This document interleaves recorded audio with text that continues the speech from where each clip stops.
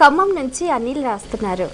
నృసింహ ఆరాధనతో కలిగే శుభ ఫలితాలు ఏమిటి వివరించండి అంటూ రాస్తున్నారు. నృసింహ ఆరాధన 3 విధాలుగా ప్రయోజనపడుతుందని పెద్దలు అంటుండే మాట. ఒకటి, తమోగుణం పూర్తిగా నివారింపబడుతుంది. తమోగుణం అంటే ఎదుటివాడు మన ఏదైనా అన్నట్టయితే ప్రతీకారాన్ని తీర్చుకోవాలి అనేటటువంటి పగబుద్ధి ఉంటుంది కొందరికి. సహజంగా ఉత్తమస్య క్షణం కోపం. ఉత్తముడైనటువంటి వాడు బుస్సు మనం ఒకసారి తాటాకి వంటలో అరిచేసి ఆగిపోతాడు. కానీ దుర్మార్గుడు అలా కాదు. వాడు శాశ్వతంగా అది అలా ఉంచుకుని ఎప్పుడు వీడికి అవకాశం వస్తుందో కొడదామని ఆలోచనతో ఉంటాడు. ఆ పగతో కూడినటువంటి ప్రతీకారాన్ని తీర్చుకోవాలనే బుద్ధి పోవాలి అంటే నృసింహోపాసన చాలా అవసరం. మనకి కాపాలిక ధ్యానాన్ని చేసేవాళ్ళు ఉంటారు ప్రత్యేకంగా. ఆ కాపాలిక ధ్యాన పరులందరూ కూడా తీవ్రమైనటువంటి నిష్ఠతో తపస్సు చేసి చేసి చేస్తూ ఉండేటటువంటి కారణంగా విపరీతమైన కోపం పెరిగిపోతుంది. కోపం యొక్క పై స్థాయి తమోగుణం. అంటే ఇంక ఏమైనా సరే ప్రతీకారం తీర్చుకోవాలనే స్థితి చివరిది.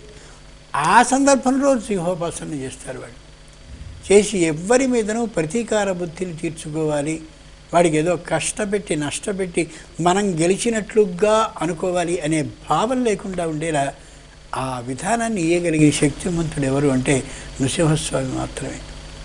చాలా ఇది. 2, మంచి కష్టంలో ఈ కంఠదగ్గనం అంటారంటే పీకిలోతు మంచి కష్టం మనకు వచ్చినటువంటి వేళ నృసింహస్వామిని కానీ ఇంతకు ముందు నుంచి ఆరాధిస్తూ ఉన్నవాళ్ళం అయితే వచ్చినటువంటి కష్టాన్ని అలా సులభంగా తీసేస్తాడని.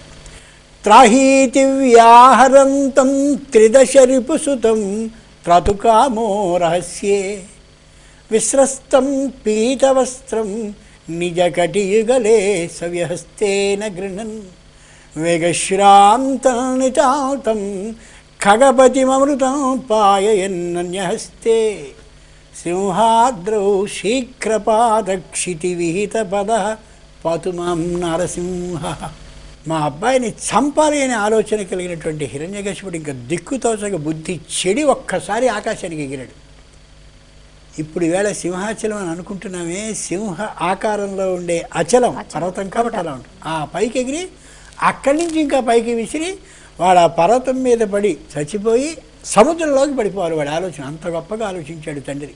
ఆ పైకి ఎగిరిపడుతున్నప్పుడు లక్ష్మీ నృసింహ పెద్దగా అరిచాడు, ఓ నారాయణ. ఆ త్రాహీతి వ్యాహరంతం, త్రాహి నన్ను రక్షించు అని అనగానే అప్పుడే హిరణ్యాక్షుణ్ణి వధించి నాటకం వేసినటువంటి వాడు మరో పాత్ర వేయవలసి వస్తే ఇంకా వేషాన్ని మార్చుకోకుండా ఉంటాడే. ఆ హిరణ్యాక్షుణ్ణి వధించినటువంటి వరాహ రూపంలోనే ఉండి ఇంకా రూపం మార్చుకోవాలి ఆయన. అవి ఎప్పుడైతే త్రాహి నడిచాడో గబుక్కును అలాగే పరిగెత్తుకొచ్చాడు. వస్తుంటే ధావతి జారిపోతూ ఉంటే విస్రస్తం పీతవస్త్రం, ఈ పసుపు పచ్చని వస్త్రం జారిపోతుంటే సవ్యహస్తేన గృహన్ ఇలా పట్టుకున్నాడు.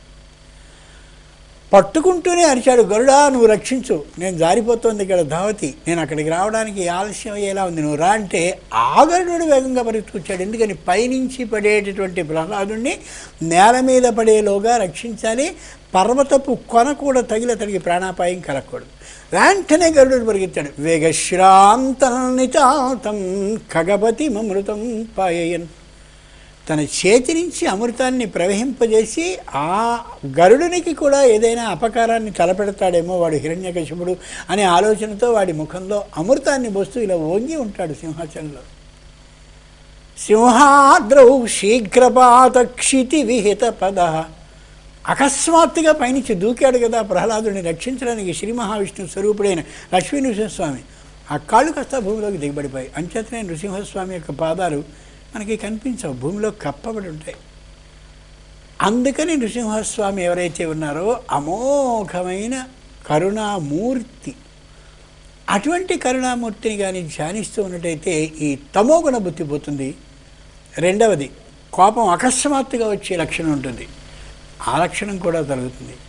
ఈ రెంటికి మించి ఏమిటంటే ఎక్కడైనా విష్ణు భక్తి తత్పరత కనిపిస్తే అక్కడే కూర్చొని విష్ణు భక్తి పరులం అవుదామనేటటువంటి ధ్యానము కలుగుతుందని ఈ 3 ప్రయోజనాలు నృసింహ ఆరాధన వల్ల కలుగుతాయి. మరి చూద్దామండి.